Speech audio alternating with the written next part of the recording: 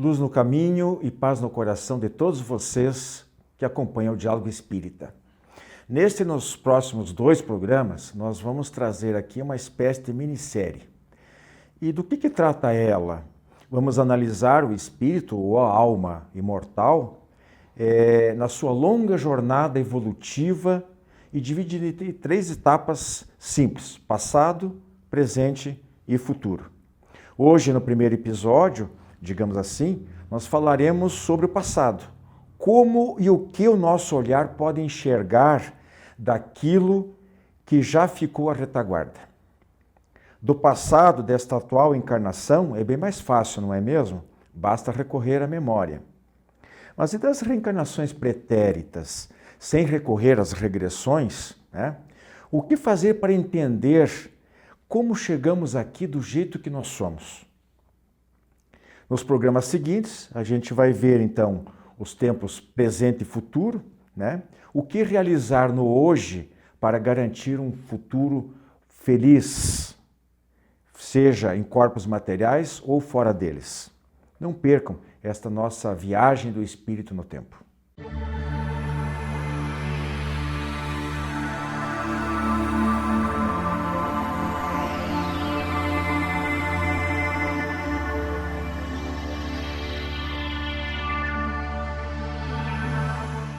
Nosso tema livre de hoje vai falar sobre as vozes do passado.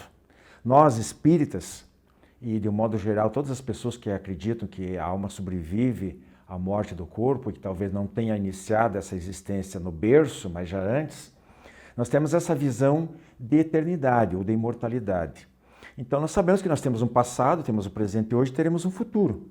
Eu estou aqui na companhia da Andréia e hoje estreando na nossa equipe a Vanessa, né? Sejam bem-vindas mais uma vez. Muito obrigada. E eu vou começar inclusive pela quem está estreando, para falar um pouquinho o seguinte: como é que, em relação à justiça, Vanessa, o que você entende de como a gente pode sentir o que a gente foi, o que a gente fez, as nossas dificuldades de hoje, ela tem essa conexão com o passado? Assim, na doutrina espírita, no caso, nós não temos essa ideia de um Deus punitivo. Então, nós entendemos que tudo é uma questão de justiça. Como nós podemos notar até mesmo no livro O Céu e o Inferno, onde nós podemos ver que aquilo que nós fizemos, o que não justifica o que nós fizemos nessa vida, não encontramos nada ali que justifique perdas que temos, dificuldades financeiras, de saúde. Então, se não é justificado nessa vida, então nós analisamos, nós formos um pouquinho na nossa subconsciência ali, buscarmos estudar um pouquinho, tem então causas em vidas passadas. Então, geralmente nós conhecemos os nossos débitos, vamos dizer assim, a partir do nosso calcanhar de Aquiles, vamos brincar, onde dói ali, onde é o nosso problema. Então, se é na parte afetiva, na parte financeira, ali a gente começa a conhecer que os erros pretéritos vieram nessa área que hoje nós sofremos um pouco mais. É aquela cobrançazinha com a nossa própria consciência. Andréia, e em relação à evolução e progresso, como é que a gente pode se avaliar no hoje do que a gente fez, com o que ficou para trás? Pergunta difícil, né, Vanessa? Bem, fica inscrito na nossa consciência, né, os nossos erros do passado, embora a gente não lembre das situações, dos erros que aconteceram, e isso é providencial. Deus fez assim para que a gente conseguisse, como se a gente tivesse uma vida passada limpo, e que recomeçássemos a cada vida. Mas a nossa consciência, ela traz esses elementos anteriores, né, que ficam escritos no nosso inconsciente, na verdade, e ficam nos alertando, ficam nos lembrando. Então, como a Vanessa falou, a cada situação que temos hoje, que ainda não sabemos o porquê estamos vivendo isso, nós provavelmente passamos por situações anteriores e hoje estamos aqui para tentar fazer um pouquinho melhor do que fizemos naquela vida anterior, né? No Evangelho segundo o Espiritismo, temos lá o capítulo que fala das causas atuais das aflições, né? E as causas anteriores das aflições, né?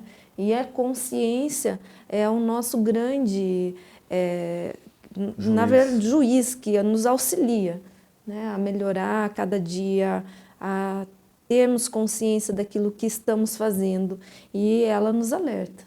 Eu acho que a gente, por isso que a gente fala muito no autoconhecimento, a busca do autoconhecimento, a gente se analisando, a gente vai ver se a gente é um espírito, quase todos somos medianos, mas tem o mediano um pouquinho para cima e o mediano para baixo, né? Então a gente vê tudo aquilo que a gente já melhorou, já talvez não seja tão egoísta, tão orgulhoso, já não mata ninguém, não rouba ninguém, mas a gente tem uma série de defeitos para serem corrigidos. Esse progresso é a voz do passado, está nos dizendo o quanto a gente já caminhou e provavelmente quanto falta caminhar, né? E em relação aos afetos, Vanessa, as nossas relações afetivas diversas, como é que a gente pode se avaliar em relação ao passado? Pessoa ruim, teimosa, egoísta, ou é mais fraterna, mais amorosa, né? Bom, muito bem. Nós entendemos que, com relação ao passado, não tem uma... Hoje nós temos inversões de papéis. Então, hoje podemos estar numa posição de filhos, numa próxima encarnação de mãe, de pai, de irmão. Então, existe essa troca de papéis para que justamente a gente consiga entender, vivendo em lados diferentes, a gente consiga ter outra ótica, outro pensamento, consiga trabalhar questões que não conseguimos enquanto filhos, quanto pais ou mãe, a gente já consegue trabalhar isso muito melhor. Então, essa inversão de papel, a família, nós não somos, nós estamos, né? Nós não somos filhos, não somos mãe, não somos pais, nós estamos filho, nós estamos irmão, nós estamos pai, que é um papel que ele se alterna aí justamente para contribuir com a nossa faixa evolutiva. E vai além disso, né? Me permite acrescentar, porque não é só que pai e filho, mas esposos, cônjuges, com outros em outros graus de família, de parentesco que a gente dispõe, né? E as amizades, inclusive. As amizades, muitas vezes, elas não são gratuitas, às vezes elas já têm as suas raízes plantadas lá em vidas passadas, né? E que a gente se reencontra e começa a desenvolver. E depois a gente vai ver aqui também um outro índice sobre as antipatias. A gente poderia trocar aqui em relação às inimizades. Vamos ver se a gente volta lá depois. E as tendências inatas, Andréia? Bem, aqui novamente a gente olha o passado, né? Que são coisas que nós fizemos, que temos habilidades, coisas que estão inscritas de novo na nossa consciência, na nossa memória inconsciente. Então, por exemplo, um espírito que foi por muitas vidas professor de uma disciplina, ele tem uma facilidade muito grande de executar aquela tarefa se ele vir de novo como professor daquela disciplina. Se ele foi músico, ele tem aquela habilidade porque ele já passou várias vidas fazendo aquela tarefa. Por isso que a gente fala, né, não julgue, né? Não julgue ninguém, não se compare também com ninguém, porque se a pessoa, por exemplo, é excelente em alguma coisa, ela está trabalhando naquela tarefa há muitas vidas passadas, por isso que naquele momento ela ganha aquela excelência, né? A gente não deve se comparar nesse caso, porque senão nos sentiríamos totalmente inferiores, e isso não é realidade, isso não é verdade, né? Então, as habilidades inatas, elas são habilidades que nós já treinamos, embora não lembramos delas, né? Os hábitos que a gente cultiva, o gosto por certas artes, às vezes se sabe que existem algumas experiências sobre reencarnação, né? Casos comprovados de reencarnação, pesquisados a fundo, e que às vezes até a preferência por certos alimentos, ou por certos tipos de roupa, certas cores, elas contradizem a própria genética, porque os pais atuais não têm, às vezes, não cultivam aquele tipo de gosto, e a criança tem, porque é de uma reencarnação, vamos descobrir que está lá numa reencarnação passada. Isso é muito curioso, muito interessante esse tipo de coisa, porque o espírito está impregnado, daí não tem nada a ver com a herança genética, né? E o que é mais legal, quantas histórias nós vemos de famílias não espíritas, sem conhecimento espírita, e que o filho começa a apresentar essa bagagem, começa a dar várias demonstrações. Pois é. E aí a gente passando um pouquinho das tendências inatas, vamos fechar um pouquinho mais o cerco. O caráter. O caráter é a nossa carteira de identidade espiritual, né? Quando os espíritos olham, e aqueles espíritos mais evoluídos e conseguem ler inclusive a nossa aura, eles praticamente nos desnudam e vê como é que nós somos realmente. Mas não surgiu do nada, às vezes o caráter é bem mais abrangente do que o que a gente foi educado e aprendeu nesta vida, não é isso? Não, o caráter é algo que nós já vemos desenvolvendo de longa data e que estamos aqui arduamente buscando desenvolver ainda mais com base naquilo que nós seguimos, né, com base na fé, com base no que nós fazemos no nosso dia a dia. Todas as nossas ações, elas vão contar muito para esse processo evolutivo, né? O caráter, ele já vem de outras... quando nós percebemos em alguns espíritos más tendências, algumas más inclinações, nós não devemos olhar como algo dessa vida. Se nós percebemos, muitas vezes crianças, elas já estão ali demonstrando várias essas questões de caráter que são um pouco duvidosas. O lado ruim é que nós trazemos essa carga, o lado bom é que ainda avançaremos bastante. E aí pode ser corrigido, aí entra o papel dos pais aí, né? E da sociedade como um todo educador, professores, né, pais, avós e as pessoas no convívio, a gente tem que tirar as coisas positivas dessa convivência para ir aparando as nossas arestas e melhorando o nosso caráter, nos tornando cada vez melhores. Aquela história, sou hoje melhor do que fui ontem e pretendo ser amanhã melhor do que estou sendo hoje, né? Agora, nós falamos em tendências inatas, agora caiu de novo para você. E o conhecimento, as ideias inatas, né? Como é que... Porque a gente diz, Andréia, que quando a gente desencarna, a gente não perde a nossa verdadeira bagagem moral, aquilo que a gente fez de bem aqui na vida, e o que a gente aprendeu, né, não se perde. Quando a gente está aqui, a gente está desfrutando e recapitulando aquilo que a gente já levou, juntou de bagagem na vida passada, né? Nas anteriores, nas várias vidas. Sabe que dentro da psicologia tem uma discussão muito grande dos vários pesquisadores, né, tentando entender um pouco isso, né? Se o ser humano ele tem um conjunto de ideias inatas e se ele aprenderia já, ou se ele era uma tábula rasa, por exemplo, nada escrito ali e dali ele vai aprender tudo, né?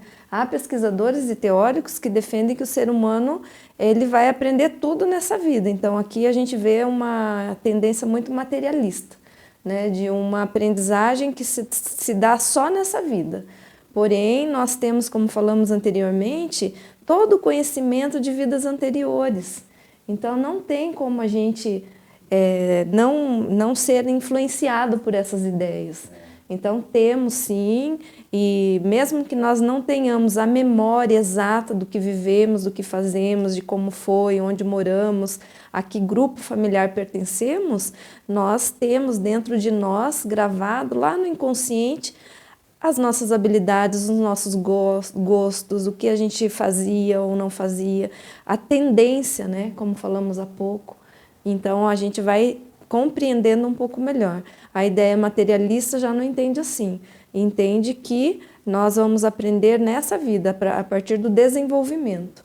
E vários teóricos, né, discutem esse mesmo ponto. Em relação ao conhecimento intelectual, né, a gente sabe que hoje em dia as crianças estão cada vez mais precoces, né? E causa realmente admiração e suscita muitos estudos, aprofundamento, uma reflexão, pelo menos, maior para cada um de nós, de como essas crianças, parece que a gente diz, parece que nasceu sabendo. Mas é verdade, isso é verdade. Principalmente Só que informática, né? Dá um celular na mão de uma criança de 1 ano e meio. Mas eles vão dizer, mas não tinha celular até 1 década, 2 décadas atrás. Mas não é o celular em si, é que lá no plano... Primeiro que no plano espiritual as coisas são formatadas antes do que no plano material. É inspirado, inclusive, fala-se que as músicas, as sinfonias, os grandes quadros dos grandes pintores, muitas obras literárias são inspiradas e criadas lá primeiro e depois implantadas aqui, né? E, na verdade, André Luiz, nas suas obras, o autor espiritual através do Chico Xavier, fala muito de aparelhos complexos. Eu falei da aura, o André Luiz fala muito bem do chamado psicoscópio, né? Maravilhoso. Leiam as obras de André Luiz, vocês vão ver quanto aprendizado a gente tem e como isso na década de 1940, 1950 do século passado, 60, 70 anos.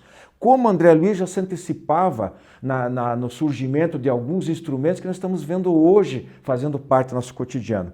Muito bem, o último tema para você, simpatias e antipatias. Você já falou um pouquinho de família e tal, gostaria que você complementasse. Pois bem, nós somos unidos tanto por os nossos laços simpáticos como pelos antipáticos. O que isso quer dizer? Aqueles a quem nós amamos, nós tendemos a seguir nas nossas próximas encarnações, vida com essas pessoas, criando através desses laços. No entanto, as antipatias seguem também, porque como nós precisamos evoluir, aqueles aos quais a gente ainda traz como um desafeto, aquele que tem ali dificuldade com a sogra, com o marido, muita dificuldade assim, e não resolver nessa vida, vai ser perpetuado para a próxima. Exato. A gente já falou aqui sobre a separação dos casais e tal, né? O Espiritismo não é exatamente contra o divórcio e tal. Aí entende que para evitar males piores, né, maiores, é um remédio. Mas é um compromisso adiado, é isso que está falando agora. Mas não só nisso, com os pais e os filhos, quando eles se separam, brigam ou se isolam um do outro, não querem aparar essas arestas, elas vão ter que se reencontrar depois. O que nós temos de problema hoje é a voz do passado que está nos falando, que está nos alertando, dizendo, olha, uma nova oportunidade de você se corrigir, de você se reajustar com essa pessoa. Claro que tudo é recíproco, né? Às vezes a outra pessoa também não aceita, paciência, mas a gente tem que fazer a nossa parte. Queridos amigos, nosso Tema Livre fica por aqui e na próxima semana, no Tema Livre, nós vamos falar sobre o presente. O que será que o presente nos traz e nos ensina? Até lá! Jornal Comunicação Espírita, edição de maio e junho de 2020. AD Paraná, 23 anos de jornal e 7 anos de TV. Nosso Comunicação Espírita entra com essa edição no seu 24º ano de circulação, sem nunca falhar um bimestre sequer. Ao todo, são 139 edições e 1.184 páginas de informações, notícias, entrevistas e entretenimento, e aproximadamente 103.500 exemplares. Jornal Comunicação Espírita, assinatura anual apenas R$20. Assine e recomende.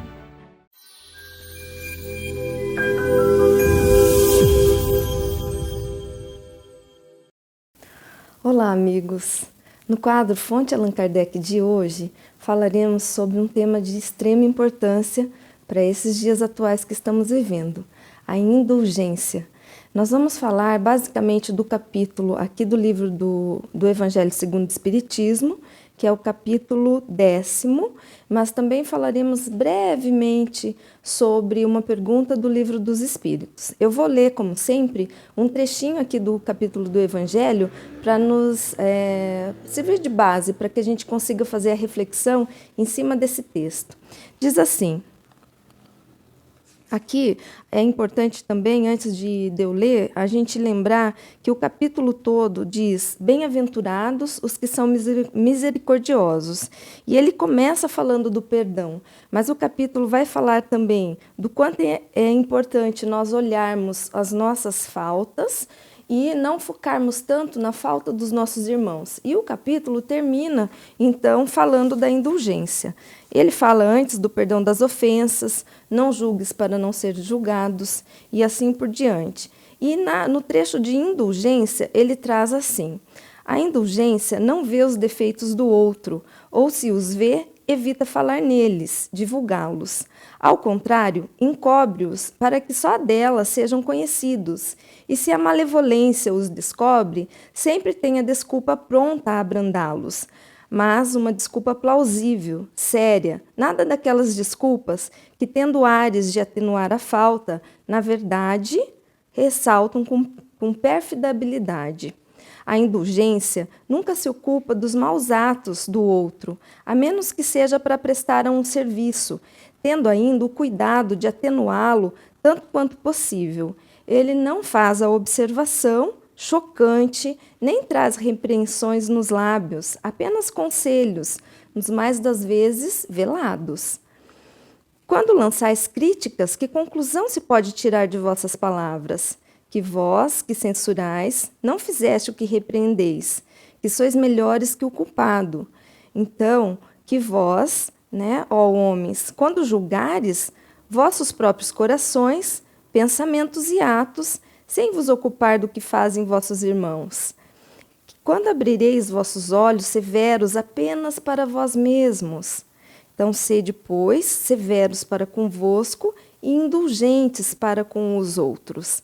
Bem, eu não vou ler o trecho todo porque ele é bem longo, então ele vai pegar aqui a parte 16, 17, vai andando até o final do capítulo, Então ele termina com algumas perguntas. O importante é nós entendermos que o significado da palavra indulgência é que a gente consiga perdoar o nosso irmão, que a gente consiga olhar para o erro dele, desse nosso irmão, pode ser um amigo, pode ser um familiar, pode ser pessoas próximas, pessoas no trabalho, que não usemos um critério muito rigoroso, muito crítico, que consigamos olhar sem falar a respeito de uma forma que humilhe, que ofenda, que faça o nosso irmão, aquele que está errando, assim por dizer, se sentir humilhado. Bem, a indulgência é um tema bastante amplo e ela abarca a lei da caridade, da justiça, do amor. A gente não consegue ser indulgente se não olharmos para dentro de nós mesmos. E aqui a pergunta que eu falei do Livro dos Espíritos, a pergunta 919, que diz: qual é o meio mais eficaz e seguro de corrigirmos as nossas faltas? E ele diz, o Livro dos Espíritos, lá na resposta: conheça-te a ti mesmo. Quando a gente olha para dentro, quando nós olhamos o nosso próprio erro, então a gente não vai corrigir de uma forma tão severa o erro do outro, porque nós sabemos que se nós erramos, o outro também erra. Se nós falhamos, o outro também falha. Se nós temos dificuldades para perdoar, assim também acontece com os demais. Então, que sejamos suaves, que sejamos dóceis, que sejamos afáveis, pacienciosos, assim como diz o capítulo 9 no Evangelho segundo o Espiritismo, que acompanha essa mesma linha de raciocínio que Jesus trouxe para que a gente exercitasse a lei do amor, a lei da caridade e a lei de justiça. Sejamos indulgentes, não sejamos críticos com os outros, assim como nós não gostamos que sejam conosco.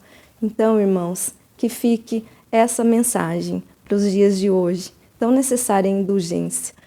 Fiquem em paz. Jornal Comunicação Espírita. Nesta edição você confere AD Paraná, 23 anos de jornal e 7 anos de TV.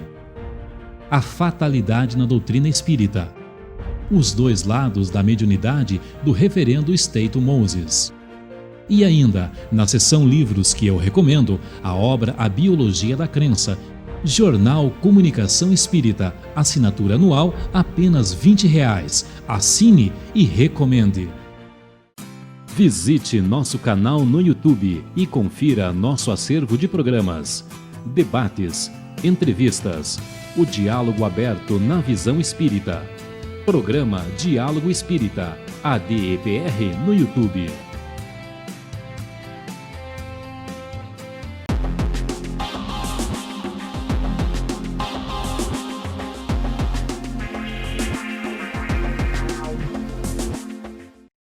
Prezados amigos, no quadro Espiritismo Responde de hoje estamos com a seguinte questão: como o Espiritismo vê o dogma da Santíssima Trindade? Bom, eu posso falar por mim, porque o Espiritismo ele não tem assim um líder do Espiritismo que determina que seja de tal ou tal forma. Então, o que nós podemos ver primeiro é buscar na história como que surgiu este dogma da Santíssima Trindade. E aí nós vamos encontrar que o primeiro passo foi em 325, no Concílio de Nicéia, onde foi decretado que Jesus era também Deus.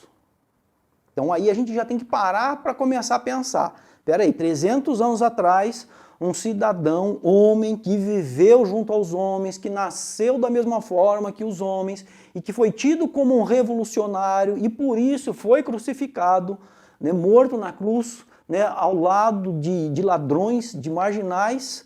300 anos depois, decreta-se que ele é Deus.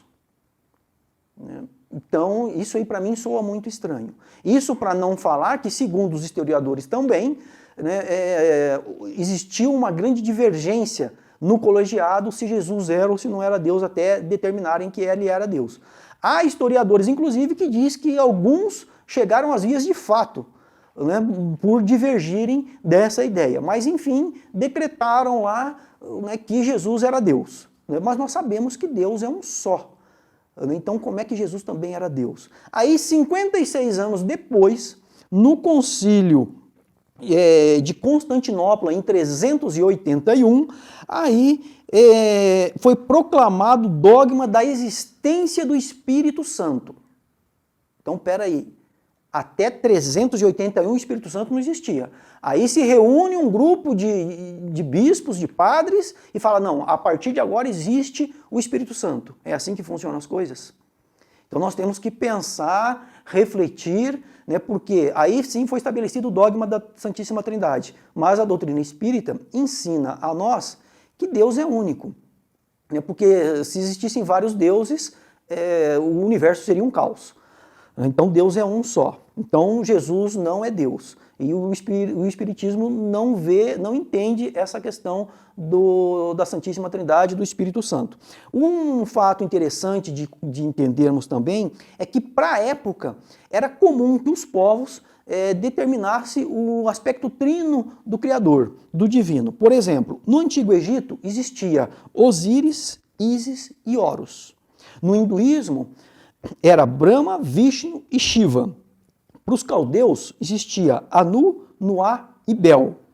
Para os escandinavos, Baal, Astarte e Melkart. Então, para o cristianismo que estava surgindo, né, praticamente naquela época, tinha que ter o Pai, o Filho e o Espírito Santo, senão ele ficaria fora do contexto das demais religiões, dos costumes da época.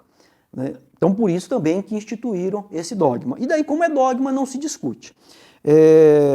Um aspecto interessante de nós observarmos a respeito dessa trindade, né, do aspecto trino das coisas, né, apenas como curiosidade para refletirmos. A eletricidade são 3 forças, o positivo, o negativo e o neutro. O tempo é dividido em passado, presente e futuro. Temos tese, antítese e síntese. O átomo ele é composto de prótons, elétrons e nêutrons. Atuamos no campo físico, mental e espiritual. O corpo físico, também considerado o templo de Deus, está dividido em cabeça, tronco e membros. Nós temos o braço, antebraços e mãos. Aí nós temos a falange proximal, distal, medial e distal. Tudo dividido em 3. Por que será? Então, por que será esse aspecto trino do Criador? E para os espíritas existe Deus, Espírito e Matéria. Sim, a trindade para os espíritas é Deus, Espírito e Matéria. E isso está lá na questão 27 de O Livro dos Espíritos, quando Kardec pergunta, há então 2 elementos gerais no universo, a matéria e o espírito? E os espíritos responderam, sim, e acima de tudo Deus, o Criador, o Pai de todas as coisas. Deus, Espírito e Matéria constituem o princípio de tudo que existe, a trindade universal.